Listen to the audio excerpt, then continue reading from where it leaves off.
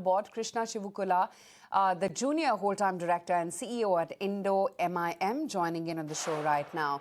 Mr. Chivukula, great to have you today on ET Now. Thank you for your time. Just looking at your operational performance, profit growth of nearly 32%, how much of this growth came from operating leverage? And is this level of profitability sustainable going forward?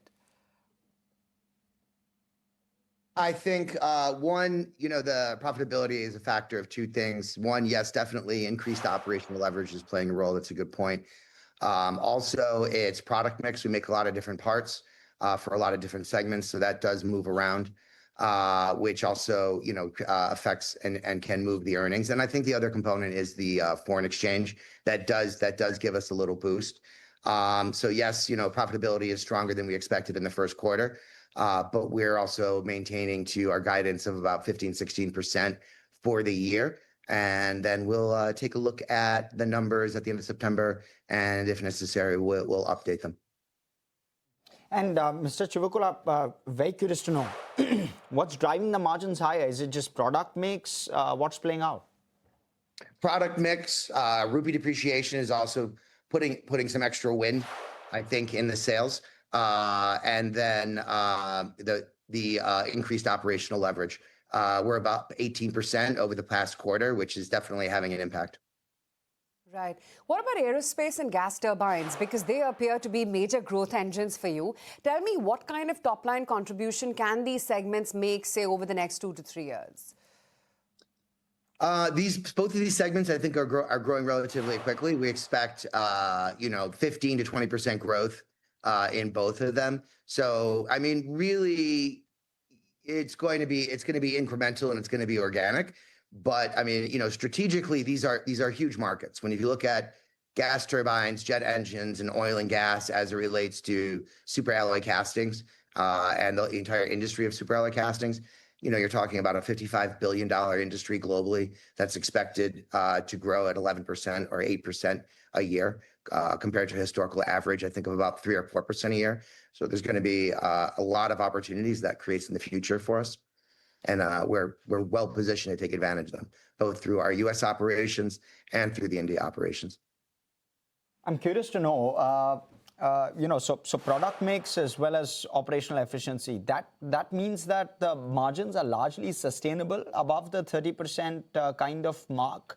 What would the range be broadly, if you can give us that perspective? I feel, our guidance is about 30. That's really what we think is sustainable long run. Currency does fluctuate, but the basis for earnings is based on operational efficiency, obviously, and how do we achieve operational leverage. That's how we've done it for the past 15 years, and that's how we'll continue doing in the future. We don't think that we think the 30% is sustainable. Of course, at the end of the second quarter, we're gonna take a look again. But 30% is what we think is sustainable long term. Okay, and just the product tilt, does that support the 30% margin thesis? Can you get better than that? I'm trying to understand whether there could be a positive bias on the margins outside of the forex, right? Right. Completely appreciate. Yeah. It just depends. It will depend. Yeah, there is some shift that's possible just purely on the basis of the product mix. But predicting that ahead of time can sometimes be a little bit difficult. Because obviously, when you're doing over 1,500 to 2,500 SKUs, depending upon which plant we're talking about, or the group, which is probably more on the order of 6,000. The forecasting, while it's good in the macro, there are lots of changes that occur on a monthly and quarterly basis to hit these numbers. So we expect it will move around, but sometimes it might move it up a little bit. But again, I think we have to stick with our guidance, which is 30%. You've done 9.5% on the top line this time. What should the sustainable clip be? Maybe slightly medium term, 2-3 years. I'm sorry. What? I'm not quite getting the question. The top line growth. Yeah, please. Top line growth of about 18%. Is that what you're talking about? Yes, please. Yep. Yeah, I think the